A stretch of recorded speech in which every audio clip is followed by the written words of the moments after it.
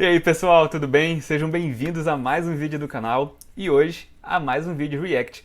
Eu prometo que eu vou tentar fazer uma introdução bem curtinha agora, porque o meu último vídeo ficou com mais de 1 hora de duração. Eu fui falando ali sobre a Coreia do Norte, me empolguei e acabou que eu não tive muito controle ou noção do tempo, né? Mas ficou um vídeo bem legal, a gente reagindo novamente ao Ian Neves, né? Ficou um vídeo bem informativo, em que eu trouxe vários documentos comprovando ali as denúncias que geralmente a gente ouve sobre a Coreia do Norte. E aí eu recomendo, se você não tiver assistido ainda, que depois vá lá e assista, porque acho que ficou bem legal o material e vale a pena a gente conferir e debater aquele assunto. Hoje eu vou fazer um comentário, né, uma reação ao Elias Jabbour, que é um economista que tem ganhado bastante notoriedade, tem ido bastante aos podcasts da vida aí, e hoje a gente vai reagir a uma entrevista, né, dele lá no A Deriva, que é um podcast bem legal, eu gosto muito do Petri como host ali. Ele faz perguntas muito inteligentes, algumas coisas que deixam, né, o entrevistado, né, sempre mostrando o seu melhor, ou então em encruzilhadas intelectuais bem legais. E eu quero comentar um pouco disso com vocês hoje, porque eu já achei o vídeo, né, o título do vídeo muito curioso. Petri e convidado fazem um debate filosófico, né? Bem, se bem que o Elias Jabbour é um comentarista sobre a China, né, um especialista em China, eu acho que é mais interessante aqui ver esses comentários por causa do teor do canal. Então, fiquei bem curioso para saber como que foi esse debate filosófico e hoje a gente vai comentar aqui. Vamos lá, então. Fala Petri, fala Então, Jabbour, 1,36. admiro muito o seu trabalho, Jabbour. Eu posso que dá para entender em 30 segundos a pergunta, vamos né? lá. Já fui bem de esquerda já, mas hoje, aos 30 anos, eu sou uma pessoa mais conservadora. E a minha pergunta no sentido de que eu percebo que os comunistas, né, os materialistas históricos, normalmente eles enxergam as coisas por um prisma da dialética, né? Em que toda a sociedade, toda a experiência de comportamento humano pode ser explicado através de duas ou mais entidades que existem, né, que normalmente são as classes sociais, e a relação que elas têm uma sobre a outra na dinâmica de produção, né? E já o pensamento conservador, ele é mais pautado em aspectos metafísicos, né? Em buscas de definições abstratas e genéricas como mão invisível, como esses princípios morais de liberdade, de direitos naturais, etc. A minha pergunta é, vocês materialistas e socialistas, vocês negam completamente o método metafísico? Assim, vocês acham que essas verdades abstratas do método metafísico, elas são em alguma medida verdade? Vocês tratam isso como verdade? Boa. Ou é sempre... Muito legal aqui a pergunta dele, né? Porque, bem, eu imaginando aqui no lugar do Jabbour, poderia abordar essa pergunta por diversos ângulos, né? Você poderia ir para a questão mais ontológica da coisa, se o materialista diz que tudo é matéria, né? Se ele acha que existe uma redução de tudo à matéria, então se ele também é um materialista reducionista, ou se existem coisas que por algum aspecto não são propriamente matéria, né? Então como que você aborda essa questão do status ôntico, do status ontológico das coisas, ou se ele vai focar também, ele poderia focar numa questão mais histórica, de processo. Vamos ver como é que ele vai comentar, porque eu estou bem curioso aqui. Vamos lá. Não, a gente nega as categorias transcendentais metafísicas por uma questão muito clara. Para nós, a matéria vem antes da consciência, né? Então, é inconcebível para nós, assim, mão invisível. Ou então as coisas, existem categorias transcendentais que são relações que acabam se transcendendo todos os modos de produção. Ou seja, o que nós acreditamos é o seguinte, é que o comportamento humano e o próprio conceito de liberdade, veja só, o conceito de liberdade, porque os conceitos eles são historicamente construídos. E se eu vejo com liberdade como um conceito, ou seja, algo que vai se realizar no concreto, eu tenho que observar que o conceito de liberdade ele varia ao longo do tempo. E ele varia ao longo e na medida em que as diferentes formas, em que o mundo vai experimentando o maior domínio da técnica, e a partir disso, novos modos de produção vão surgindo, e a partir desses novos modos de produção que surgem, o feudalismo, o capitalismo, o socialismo, novas plasticidades sociais vão sendo construídas a partir do engenho humano, e a partir disso a liberdade vai se realizando, vamos dizer assim, né? Ou seja, vai se realizando a liberdade a partir dessas novas plasticidades que o ser humano vai construindo a partir do seu engenho. Ou seja, nós acreditamos na liberdade, muito pelo contrário. Ou seja, o que o Marx falava, que nós temos que dar um salto, o Engels, né? Do reino da necessidade que nós vivemos hoje, pautado pelo reino da necessidade, que temos que trabalhar, temos que fazer isso, para dar um salto em direção ao reino da liberdade. Ou seja, vou parar por aqui porque ele já introduziu várias coisas ao mesmo tempo, né? Foi uma metralhadora aqui, falou bastante coisa. Bem, ele começou puxando para a ideia do materialismo histórico que nós já comentamos um pouquinho lá naquele meu primeiro react do Ian, né? Mas o que ele está falando, olha, a consciência, ela é precedida pela matéria. Essa frase simples, ela carrega um farto aqui, uma farta discussão, um farto debate filosófico, né? Então o que ele está dizendo é uma coisa parecida com o que a gente comentou naquele vídeo lá com o Ian, de que a materialidade condiciona, afeta, causa o pensamento da superestrutura, né? Então, assim, inclusive isso foi um problema lá no comentário dos vídeos, né, do pessoal falando que eu não entendi o materialismo histórico, que você está fazendo o espantalho, sendo que eu estou plenamente ciente que existem várias versões de materialismo histórico, né? Inclusive, eu deixei bem claro no próprio título do vídeo que eu estava atacando o materialismo histórico do Ian Neves e do Gaio Fato. Mas bem, vamos deixar isso para lá, depois eu vou fazer um vídeo ainda comentando mais propriamente sobre aquele assunto lá do Ian. Mas agora, aqui trazendo essa discussão para o caso do Elias, eu acho que a coisa é talvez um pouco mais problemática até.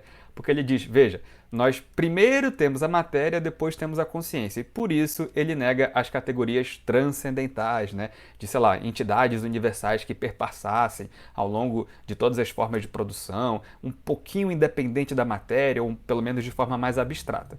Qual que é o meu problema com isso, né?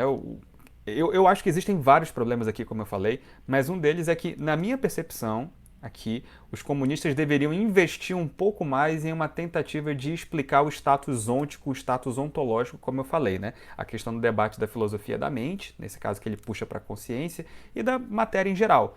Afinal de contas, para você que é um materialista, tudo é matéria?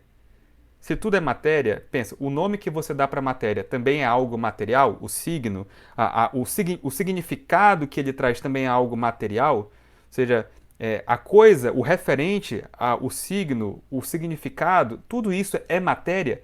Em que sentido você está definindo matéria? Então existem algumas questões elementares aqui que precisariam, no meu entendimento, né, buscar ser melhor esclarecidas por comunistas em geral. E olha que eu já procurei várias abordagens, né, sobre isso, como por exemplo a do John Elster, que é um materialista, um marxista materialista, né, analítico, em que ele tenta mostrar como que vê essa relação com as categorias, mas eu acho que isso ainda é um pouco elementar no debate ainda.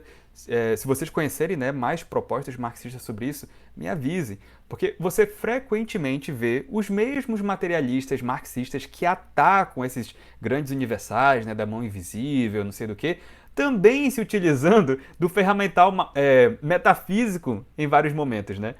Inclusive, um dos meus primeiros vídeos que eu lancei aqui no canal foi o começo de uma série de introdução à metafísica de Aristóteles. E talvez por isso que o pessoal também tenha me recomendado fazer um react sobre esse vídeo aqui.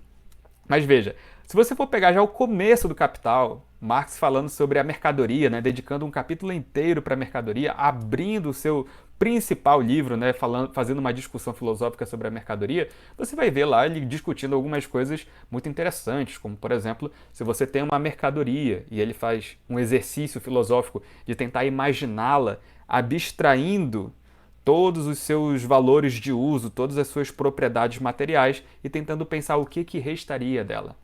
E ele diz que sobra uma entidade fantasmagórica, né, que é uma geleia, inclusive ele chama de geleia de trabalho abstrato.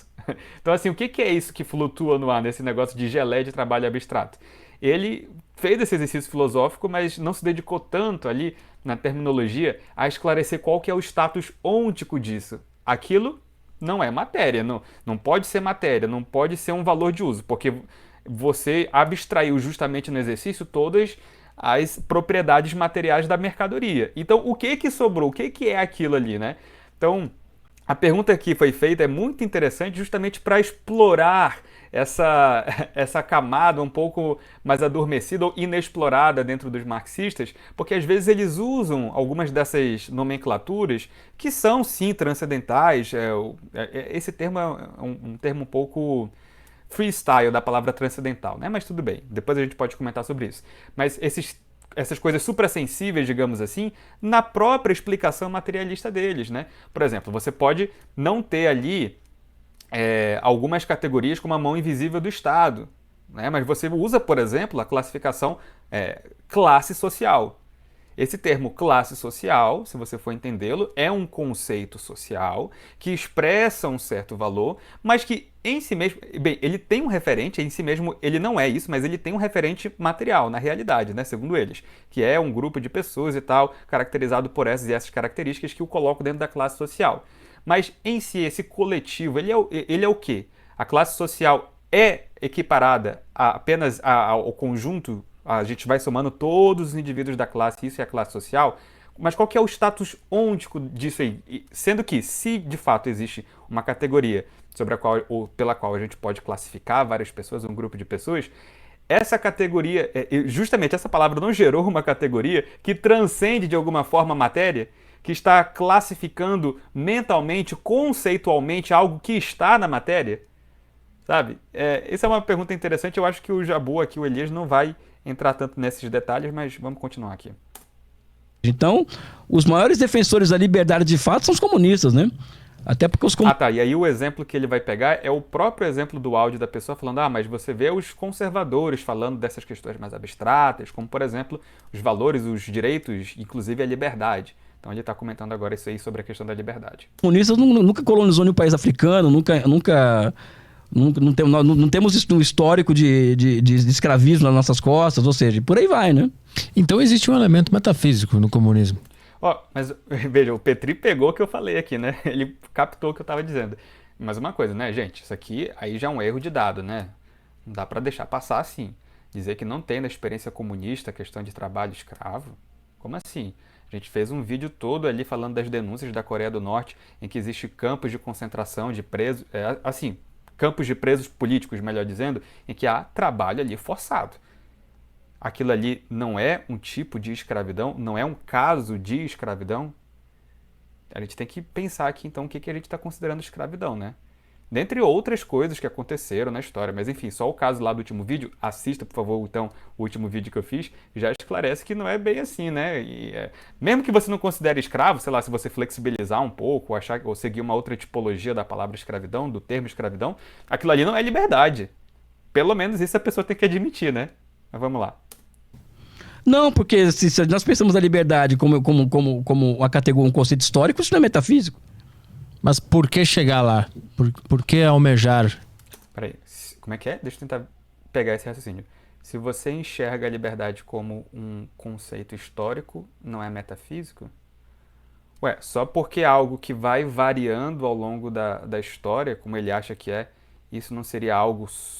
porque aqui ele está equiparando, acho, né? Suprassensível com metafísico, né? O que é até um jeito adequado de lidar mesmo com a palavra. Então, peraí, só porque você tem um processo histórico a respeito de entender a liberdade, que pode ter algumas mutações, quer dizer que a palavra em si mesma não refere-se a algo metafísico que está além da sensibilidade? Vamos ver o que ele continua dizendo.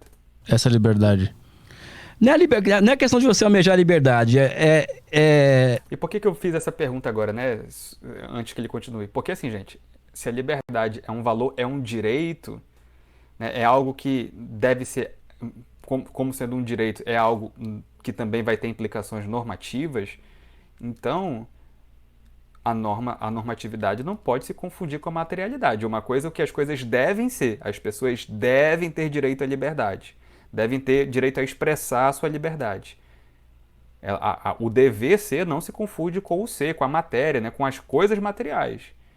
Então, a pergunta do Petri aqui é perfeita. Então, vocês não estão considerando algo metafísico dentro do marxismo, do materialismo, já que você está falando de uma coisa que é o dever ser, né, algo da liberdade, do direito das pessoas, algo que nós entendemos geralmente como algo suprassensível?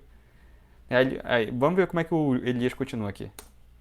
Eu vou usar outros termos aqui. É a possibilidade do ser humano.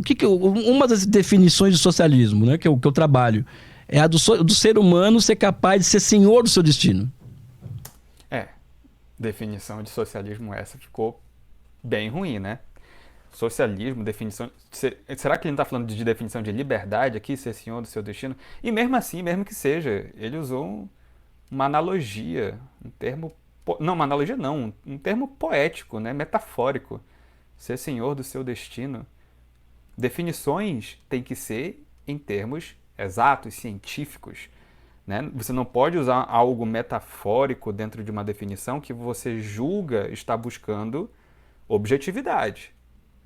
Não gostei aqui do que ele falou.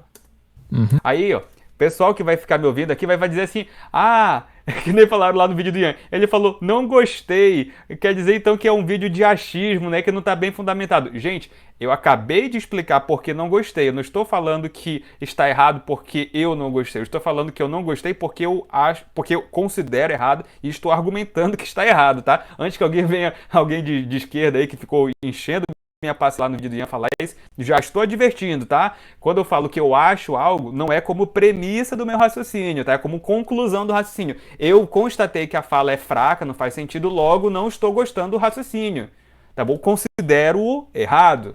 Então, só para deixar isso claro. Isso para mim é liberdade. Mas por que a gente tem que chegar nesse ponto? Não temos que chegar. É só uma aspiração, só isso. Por quê?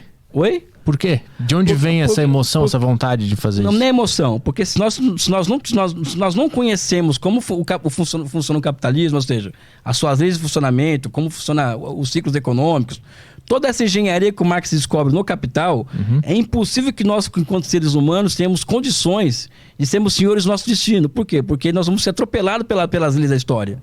Eu entendo isso. Mas eu ainda tento encontrar uma explicação do por que a gente tem que superar esse sistema que faz mal para muitas pessoas para que essas pessoas se tornem senhores do próprio destino. Para mim, eu concordo com isso, mas para mim essa explicação vem de uma metafísica transcendental que eu não consigo explicar por que eu quero essa justiça, por que eu quero a emancipação das pessoas. Mas vamos lá, por que o escravismo tem que ser superado pelo feudalismo? Impôs-se uma contradição entre relações de produção e forças produtivas, ou seja, o arado de boi, quando surge na Germânia, por exemplo, no antigo modo de produção germânico, como Marx falava, aquilo eleva a produtividade do trabalho, então as relações sociais de escravo e senhor de terra passou a ser um entrave ao desenvolvimento disso daqui. Mas então teve que surgir um outro modo de produção superior que fosse mais harmonioso em relação a essa nova técnica que surgiu. Mas aí que tá, eu vejo essa relação de escravo... Lembrando, quando a gente tem que prestar bastante atenção nas palavras. Ele disse, teve que surgir. Será que ele está expressando aí uma relação normativa? Ou seja, para se adequar às novas formas de produção, teve que surgir. Não, parece mais uma questão de para fins pragmáticos, né, que ele está expressando. Mas antes, o Petri estava falando de um dever normativo, né? Por que nós devemos, por que deve se buscar essa liberdade, né, essa ausência da escravidão, as melhores condições, né, conforme os valores transcendentais, né? Será que a gente não tem algo que possa nos guiar, que transcenda essa questão da materialidade? Porque se você está falando que deve ser algo, que nós temos que fazer algo porque as coisas são de alguma forma, elas estão posicionadas de alguma forma dentro da questão das produções, da materialidade, como os marxistas gostam de falar, isso cai na guilhotina de Hume, uma falácia, né? Então, assim, você está derivando ali algo normativo, um dever ser da mera descrição empírica da realidade. Você pode chamar isso de falácia naturalista também, nesse caso mais aplicada a uma realidade social, né? A realidade social. Porque a realidade social é de uma certa forma, logo as coisas devem ser de alguma forma. Mas eu acho que o Elias nem vai chegar a concluir depois, não vai chegar a fechar esse raciocínio que ele começou, porque ele é um... Enfim, vocês vão já ver por quê. Eu acho que ele vai comentar outra coisa aqui. Vamos lá. Ela tem que acabar independentemente do conflito de produção. Não, mas a questão é outra, Petri. Daqui 200 anos, já falei isso em outros lugares, vai ter o seu tataraneto dando aula de economia por aí, ou de sociologia, sei lá, e vai falar o seguinte, 200 anos atrás, uma pessoa no Brasil trabalhava para ganhar R$400 por mês. Ela tinha que colocar a força de trabalho dela à disposição do mercado a cesta básica custava X, ela tinha que ganhar menos 4X para poder ter espaço no mercado de trabalho. Sabe qual vai ser o discurso aqui de 300 anos? Isso é um absurdo. É o mesmo discurso que você tem hoje contra o escravismo. Claro. Entendeu? Ou seja, Sim. nós temos que ter um olhar histórico para as coisas. Né? Ou seja, eu não tenho um olhar moral com relação ao modo de produção escravista. Sim. O meu olhar é histórico, ou seja, foi um modo de produção historicamente condicionado e que foi historicamente superado. Assim como deve ser o capitalismo. Mas não é perigoso? Assim como deve ser o capitalismo. Olha as palavras aí. Mas bem que as pessoas falam isso, geralmente nem prestam muita atenção no que dizem, né? Mas vamos lá. Só ver por essa funcionalidade, porque se em um momento a história mostrar que é bom ter escravidão, a gente vai apoiar? Não, só pela materialidade do fato? Muito boa pergunta, Petri. Gostei. Gostei dessa pergunta. Exatamente isso. É a questão de ok, e se a realidade for de tal forma que esteja, né, contra o sentimento social, né, contra a escravidão, contra esse consentimento que a gente tem hoje em dia, né, de que não devemos escravizar as pessoas. E se a materialidade indicar esse sentido? Vamos ver o que será que ele vai, né, ele vai seguir o raciocínio dele às últimas consequências? Será que ele vai levar tão longe assim? Acho que não. Eu não trabalho com bom e mal, Petri. Eu não trabalho. Eu, Elias, não trabalho com esses conceitos bom, mal, bonito, feio, preto e branco. Então deixa eu refazer. Olha, isso aqui é uma coisa que marxista gosta de falar. Mas não, a nossa análise ela não é normativa. A nossa análise ela é descritiva. O que isso quer dizer? Eu não estou falando como as coisas devem ser, mas assim como elas são, como elas foram, como elas talvez sejam, né? Eu entendo, você vai fazer uma análise histórica, é bom você fazer um exercício, né, uma abstração dos seus sentimentos morais em alguns momentos, né, para você não ficar condicionado a algumas leituras, né, explorar mais possibilidades de interpretação, que nem eu falo naquele meu videozinho que eu lancei recentemente sobre os pressupostos. Mas é engraçado que esse mesmo pessoal que diz que não, até que fala assim, Marx não fazia uma análise moral, ele não se compromete com questões morais, ele está apenas descrevendo a realidade. Só que assim, o mesmo Marx que eles dizem, né, que faz apenas uma análise descritiva e eles incorporam isso para eles mesmos, né, que é apenas uma questão descritiva, uma questão de análise de processo. Nós não estamos aqui colocando a questão sobre o ponto de vista do bem, do mal, do certo e do errado. Essas mesmas pessoas e o próprio Marx falam assim, mas e aí tal posição é um mau caratismo, é algo absurdo. Se vocês forem pegar o Capital, né, você vai ver adjetivações de Marx que não podem ser tomadas apenas em um sentido descritivo, porque em que sentido você vai falar que algumas coisas são... Ele usa palavras que imorais, se não me engano, concorrência imoral, ele vai falar sobre coisas que são repugnantes para ele.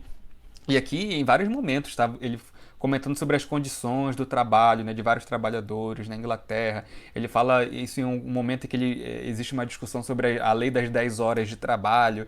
Ele vai falar sobre essas condições repugnantes de sobretrabalho, né? Então, quando você vê as adjetivações disso, a não ser que em alemão tenha assim, uma neutralidade moral zero. Quer dizer, o absoluto, né? Neutralidade muito forte. O que eu acho que não é, porque, enfim, eu nem concordo que isso possa existir, assim, né? Quando você vê pela adjetivação, as palavras têm peso, né? Elas carregam conotações morais. E quando você fala que algo é repugnante, algo terrível, que mais eu já vou tentar lembrar aqui de cabeça?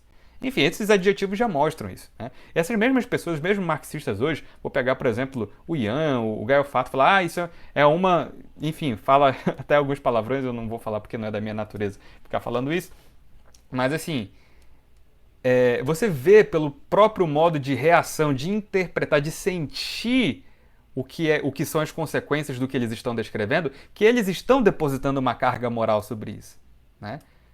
Mas assim, mesmo que a gente ignore esse aspecto, o Petri está falando, mesmo que você esteja fazendo uma análise puramente analítica, né, amoral, nesse sentido, que não está buscando dizer se é certo ou se é errado, de onde que a gente deriva esse sentimento que a gente tem, ou pelo menos essa ideia, né, que a gente tem que ter de um certo e errado, guiando as coisas que nós devemos fazer.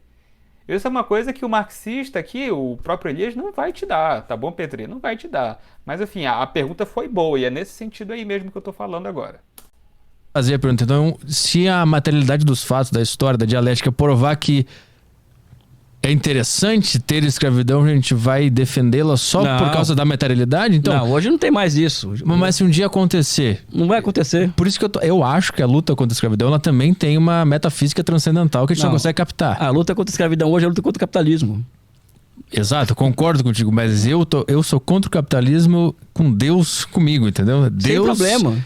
contra o capitalismo. Não, Petri, eu não tenho nada contra quem acredita em Deus. Nada contra, muito pelo... Até queria ter... Eu até queria... Eu acredito no Corinthians, cara. Isso aqui foi... Bem, pra mim aqui ele foi mudando de assunto porque tava sendo apertado demais. Bem, não posso ler as intenções das pessoas, mas enfim. Só comentando isso daqui rapidinho, o que o Petri falou é uma coisa muito interessante. Vamos imaginar o seguinte, imagina que... o Jabu falou que não vai acontecer, né? Mas vamos pensar por um exercício, né? Uma questão hipotética. Você tem um crescimento do islamismo aí rápido, né? Essas religiões orientais, que têm ganhado espaço no Ocidente, inclusive, cada vez maior. E essas... se a gente for pensar nas leis morais de várias dessas, enfim, religiões, vocês vão, obviamente, vocês devem saber que elas restringem muitas das coisas que nós consideramos como conquistas ocidentais. Como, por exemplo, sei lá, o direito da mulher ao trabalho, ou então maior expressividade, pelo menos, das mulheres trabalhando, ganhando posições políticas, coisas que para muitas religiões seriam, né, alguma afronta. Mas e aí, se então há uma expansão generalizada do islamismo, em alguns países já é assim, por causa da materialidade de como as coisas podem se tornar eventualmente, você não vai lutar pelo direito que você considera ser correto das mulheres e de outros grupos? É que eu estou falando de minoria mesmo, esse grande debate do século XXI que é sobre as minorias. Então é apenas por um exercício, né? Por um exercício filosófico. Se isso acontecer, o que a gente faria? E aqui ele foi mudando aqui de assunto, né? Porque eu acho que realmente ficaria difícil para ele responder. Cara, eu acredito... Cara, o Corinthians ele toma ferro no jogo. O time tava ruim pra cacete. Eu tô puto, minha mulher sabe que eu fico... A minha culpa, sabe? E todo domingo eu tô lá de novo, entendeu? Assistindo o jogo. Ou seja, eu acredito nessas coisas, entendeu? Sabe? Então eu não tenho que condenar quem acredita de Deus. Eu acredito que o Renato Augusto pode fazer um milagre no último minuto e virar o jogo, sabe? Então não é isso. Eu acho que se você quiser lutar contra a escravidão... Primeiro, você tem que lutar contra o maior resquício dela hoje, que é o que o Silvio Almeida chama de racismo estrutural. Eu acho que isso é uma forma de você lutar contra o resquício escravista, que inclusive trava o desenvolvimento futuro do Brasil. Tá? Agora, a escravidão lá... Eu tenho um vídeo aqui no canal comentando o livro do professor Silvio Almeida, mostra ali as minhas deferências ao livro, né, as coisas que eu considero louváveis no livro, e mostro por que eu discordo da tese fundamental em relação ao racismo estrutural. Racismo, para mim, existe, só não acho que a gente possa classificá-lo com essa terminologia estrutural, porque eu não acho que é uma boa terminologia. Ele não é de uma vertente muito estruturalista, não, é mais uma questão de estrutura e superestrutura mesmo, mais marxista, é o teu da análise dele, e eu não acho que a gente possa classificar o racismo assim, apesar de racismo ser algo realmente que exista, que deva ser combatido, que tenha que ser realmente criminalizado, não acho que a terminologia para descrevê-lo como ele é hoje esteja correta, tá bom? Mostro isso lá no meu vídeo, tenho a minha argumentação lá, não vou ficar me repetindo aqui, mas é apenas para fazer esse rápido comentário aqui sobre o ponto que eles acabaram de dizer. Lato sensu, você quer enfrentar ela, você quer denunciar a escravidão, é o capitalismo. Sim, eu concordo com tudo isso, só que... Tá, e aqui a gente tem uma outra discussão agora que ele levanta. Ele diz que, ok, para você enfrentar a escravidão, primeiro ele diz que para enfrentar o resquício da escravidão na sociedade hoje seria combatendo o racismo estrutural. Ok, não vou fazer comentário sobre isso. Acho que o racismo tem que ser combatido mesmo, tá? Tem que ser combatido sim. Mas sobre essa questão de o capitalismo ele ser aí a última frente, né, de combate, né, sustentando a escravidão também, a gente precisaria tomar muito cuidado aqui com o que a gente está considerando escravidão. Porque escravidão é um conceito das ciências históricas, né, sociológicas, que tem que ser olhado com muito carinho. Existe algum debate sobre isso na academia, né, o que configura de fato escravidão. Mas se eu fosse ser um pouco mais preciosista sobre esse aspecto, eu diria que a gente está tendo aqui como é que eu posso dizer? A gente não está sendo muito preciso não com os termos, porque se você... Puxa vida, é até complicado falar sobre isso. Né? Porque, enfim, hoje conceitos históricos são dinâmicos, são difíceis de serem explicados. Né? Mas existe alguma continuidade da escravidão hoje no capitalismo? No meu entendimento, sim. Mas eu estaria em uma modalização diferente do que o Elias Jabbour possivelmente tem aqui quando ele fala de escravidão.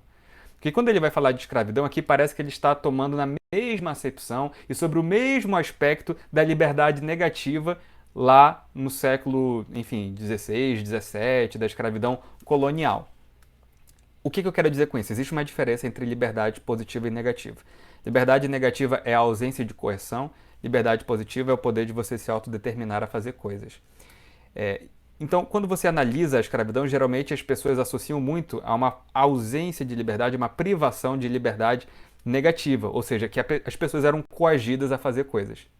Né? Por esse aspecto, quando você pensa na ausência de coerção, você não poderia olhar hoje sobre a mesma ótica de você dizer que hoje você tem uma liberdade em igual sentido do que lá no passado. Mas existe algum sentido de escravidão hoje? Eu acho que sim. E eu defenderia que ele é mais próprio da liberdade positiva. Porque o que ele vai falar aqui de escravidão dentro do capitalismo é uma coerção, não é uma coerção direta de pessoas, né, que estão te coagindo, colocando uma arma na sua cabeça, mas uma ausência de opções sociais, que aqui estão implicando sobre a sua liberdade externa, né? Que lembrando do conceito kantiano de liberdade interna e liberdade externa. Você tem uma série de circunstâncias sociais que vão impelindo você para algumas escolhas, então que estão restringindo o seu poder de se autodeterminar. Então, nesse sentido, o capitalismo pode sim aplicar uma espécie de escravidão aqui em relação a escolhas. Não tenho que discordar aqui. Mas é um pouco assim, forçoso admitir. Na verdade, é impreciso você tentar fazer uma associação com a escravidão, mais nessa acepção da liberdade negativa, da coerção sob risco de vida que aconteceu nos séculos anteriores. Tá bom? Eu teria que desenvolver isso muito mais, mas vamos continuar aqui para ver o que ele diz. Tu não consegue me comprovar cientificamente que a escravidão é errada. A gente consegue sentir que ela é errada. E a gente luta contra ela. Mas se a gente for, mostra um cálculo matemático, uma prova científica que isso ou aquilo é errado, não tem como. É porque a sua subjetividade ela é produto da sua base material, entendeu?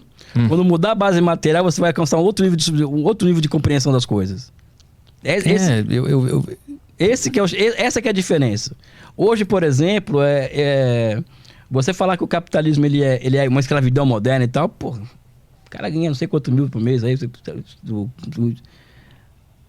Mas né, pô? Não, mas quando você chegar num nível superior de consciência humana, porque isso vai demandar talvez um século, você vai chegar a essa conclusão, pô, é escravidão.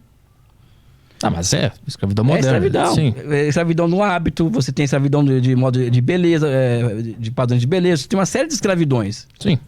Né? Que estão aí, né? Eu concordo com tudo isso. Mas o que me faz me revoltar com isso, ou desejar que isso seja superado, eu vejo que não tem como eu explicar materialmente por quê. Pra mim é metafísico. Não, vai ser... você não, cara, ou é socialismo ou barbárie. Eu concordo. Porque, assim, ó... Só pra fechar esse comentário da questão da escravidão, é isso mesmo que eu falei, né? Ele está levando em consideração aqui uma escravidão que continua no mesmo modus operandi da no passado.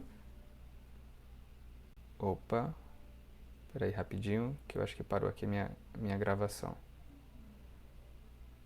Espero que não tenha dado problema. Enfim, eu só estava comentando que eu estou vendo a escravidão aqui em pontos de vista diferentes. Ele estava falando de uma escravidão da moda, da beleza, da cultura.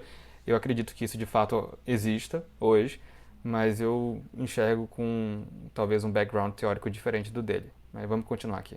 Tu falou da China, por exemplo. A China erradicou a fome. Não existe um valor transcendental metafísico do porquê acabar com a fome? Não existe assim tu não consegue explicar por que é justo acabar com a fome. Tu só sente. E esse é um sentimento transcendental, metafísico. Não é metafísico, cara. Sabe por quê? Porque o teu nível de consciência te elevou à condição de não achar natural a fome. Mas então a minha consciência se levou a esse lugar. Exato, Só que você a sua levou, consciência, ela é transcendeu a minha realidade. Não, mas é que tá a questão. A sua realidade material, ou seja, o fato, por exemplo, de você ter acesso a livros, a conversar comigo, conversar com outras pessoas, falar com os... te condicionou, vamos dizer assim, ou seja, você se libertou espiritualmente de algumas amarras que te prendiam a uma noção de que a fome era normal, natural, entendeu? Sabe? Então, é a base material. Pois é, mas então se a base material mudar e daqui 100 anos a base material me mostrar que é normal sentir fome, pessoas passarem fome... Não tem volta atrás, meu amigo. Será que não? Não sei. Por isso que é precisa dessa verdade transcendental para, independentemente do material, eu vou sempre achar e concordar que a fome é errada. Eu vou até falar o seguinte, não é que tem volta atrás. As apostasias tendem a fracassar. Ou seja, o Lenin dizia isso depois da derrota da Revolução de 1905, é verdade. Todo o retrocesso, como o Brasil, por exemplo, o Bolsonaro, o Temer, vários retrocessos humanos que nós experimentamos durante várias épocas, todas elas fracassaram. O progresso acabou que se impondo em muitos lugares. O novo acabou que se impondo. Ou seja, o Brasil, por exemplo, 6 anos de Bolsonaro, né, de Temer e Bolsonaro, acabou. Ou seja, não tem como as pessoas querem voltar a um tempo que era tinha picanha e cerveja. A maioria da população sentiu isso. Tá, vou comentar agora uma coisa que eles já meio que mudaram de assunto, que é a questão de ele estar cometendo aqui possivelmente a falácia genética, né? Porque o Petri está todo momento falando, mas e aí, você não vai buscar as coisas corretas, transcendentais, né, metafisicamente falando, que guiam você e os seus valores, independentemente da realidade material, ou pelo menos enfrentando essa realidade material que tenta te condicionar? Era mais ou menos isso que ele estava falando, né? Mas o que o Jabu estava falando era o seguinte, mas se você tivesse em outras condições materiais, você teria outros valores. E a minha reação a isso é, e daí? Isso é quase não, isso aqui na prática, é um cometimento da falácia naturalista, um paralogismo, né? Porque eu acho que o Jabu não tem a intenção de enganar aqui, a falácia tem um pouco essa conotação, né, de tentar enganar, não acho que ele está tentando enganar ninguém, não. Mas é um paralogismo, é um raciocínio torto. A ideia de que você consegue invalidar a crença de alguém a partir da perspectiva de como a pessoa adquiriu aquela crença, né? Ele está tentando invalidar, rebatendo aquilo que o Petri está falando a todo momento, falando, não, mas se você tivesse, se as condições materiais fossem outras, você teria outra opinião sobre o assunto, pensaria outras coisas. Como é o caso, por exemplo, o exemplo que o pessoal fala, se você tivesse nascido em uma outra família que não fosse cristã, você ia acreditar em Alá, em Buda, qualquer outra coisa, mas não no Deus cristão. Ou então, se você não tivesse nascido no Brasil, mas em um regime fechado, totalitário, você não acreditaria na democracia, iria ficar crescendo, ouvindo o que as pessoas falam sobre, sei lá, sobre a ditadura do proletariado, que, enfim, que a democracia, enfim, tem suas falhas, etc, etc e tal. Então, assim, isso é uma falácia genética, porque a forma como você veio a adquirir uma crença não diz nada, absolutamente nada, sobre o status de veracidade da proposição a que você aderiu, intelectualmente falando, entendeu? Pode ser bem o caso que eu tenha crescido em uma cultura que diga que, sei lá, que o rio Amazonas é o maior rio do mundo porque a divindade fulana de tal decidiu batizar o Brasil, né, uma entidade tupinambá, sei lá, brasileira, do folclore brasileiro, que decidiu fazer com que ali fosse o maior rio do mundo. Ora, a proposição de que o rio Amazonas é o maior rio do mundo está correta, mas a forma como eu vim adquirir essa crença não diz nada sobre a veracidade dela. Mesmo que eu tenha adquirido essa crença de uma maneira que depois eu venha a mudar de ideia sobre ela, de eu mudar a minha opinião, não mudar a minha opinião, mas de fundamentar a minha opinião, a minha visão agora com outras perspectivas, talvez científicas, geográficas e tal, isso não tem correlação, entendeu? O que eu defendo não tem nada a ver com como eu vim a defender essas coisas. Existe uma conexão histórica, de fato causal, mas não existe uma correlação sobre a veracidade de uma coisa com a outra. Né? Eu posso ter aprendido isso na minha cultura, né, Tupinambá, estou fazendo um exemplo hipotético aqui, né? Na minha cultura Tupinambá, que me ensinou essas questões sobre o Rio Amazonas, e a proposição está correta. Mas a forma como eu vim adquirir isso hoje não tem correlação com a veracidade da proposição intelectual a que eu aderi. Deu para entender? Então, assim, não tem também como você fazer isso, né, de você invalidar a crença, porque você diz, você veio acreditar nisso de uma forma esquisita, então você está errado, ou então não funciona assim. né? Isso é praticamente cometer a falácia genética, mas vamos lá. Por quê? Porque as pessoas sentiram, a maioria da população, sabe, que aqui o Brasil sofreu um grande retrocesso civilizacional. E que, não tem, que é intolerável. Que isso levou, por exemplo, o Lula a colocar desde a gente de direita até a esquerda numa frente ampla. Porque essas pessoas acreditavam que nós sofremos um retrocesso civilizacional. Uhum. Entendeu? Ou seja, as apostasias, ou seja, as voltas atrás, as contra-revoluções, elas sendo fracasso. Né? É que voltar atrás é um conceito nosso, né? Sim. Enfim, acho que você entendeu o que quis dizer. Eu entendi. Eu sou otimista, ou seja, em relação à humanidade, né? Eu vendo de fora, entrevistando comunistas, vendo documentários, conversando contigo, eu vejo que tem muito de valores metafísicos e transcendentais em vocês, de bondade, de coisas que tu não pode explicar por que é justo que aconteça. Não é bondade, é... Justiça. Não, é a justiça histórica, como eu disse aqui. Exato, mas a justiça não é um valor transcendental? Me explica por que as coisas têm que ser justas. Eu acho que existe, por exemplo, a ética e a moral, né? Sabe? Existem valores, por exemplo, não matar o próximo. Isso transcende todas as sociedades. Uhum. Isso é um idealismo filosófico, é uma coisa que transcende? Pode ser. Entendeu? Mas é fato, né? Eu não sei se eu respondi sua questão aqui. Uhum. Então, existem valores e ética em relações, nas relações humanas, que perduram, que independem do modo de produção. Que não são baseadas na materialidade. Sim, né? Exatamente. Uhum. Exatamente isso. Mas que transcendem. Exato. Ou seja, a gente tá falando... acho que virou meio sexo dos anjos aqui, mas tudo bem. Ou seja, a grande contradição final aqui, né? Começa falando que não existem categorias transcendentais que perpassam, né, pela realidade, independente da materialidade, das formas de produção que vão se mudando, não sei o quê. Mas no final tem, né? Tem uma coisa aí, o princípio ético, né, de não matar o próximo, que vai e pervade as mais diferentes, mais distintas culturas. Senti que houve uma contradição aqui, né? Um materialista que está tentando ali equilibrar com o idealismo, né? Talvez ali as heranças de Hegel, né? Mas enfim, gente, foi um corte interessante, porque houve comentários aí, né, bem diversos, né, sobre diversos pontos, sobre sociologia, história, filosofia, metafísica. Gosto muito de todas essas coisas. Mas fazendo um resumo, ele tenta basicamente falar que porque a matéria antecede a consciência, logo devemos, ou pelo menos ele rejeita, ele não usa a metodologia metafísica, o que eu acho que não é uma coisa muito coerente. Afinal de contas, como o Petri bem identificou, os próprios marxistas, na prática ou implicitamente, usam de conceitos metafísicos para explicar a realidade, para, enfim, fazer as suas análises, etc. O próprio Marx acaba tendo, no meu entendimento, como eu falei aqui antes, algumas explicações que usam também de vocabulário metafísico, de um vocabulário mais aristotélico até, e os seus intérpretes tentam forçar uma ideia de um materialismo científico que restrinja o máximo possível essas explicações mais teoréticas, suprassensíveis de alguma forma, tá bom?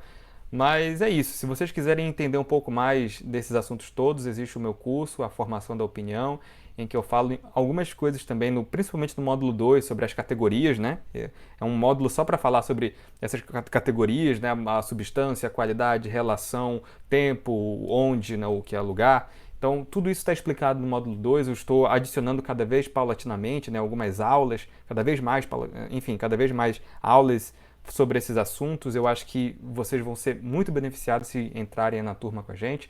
Podem vir e que eu estou esperando vocês lá, tá? Se tiverem interesse de estudar comigo, fico à disposição. É isso, um forte abraço, pessoal!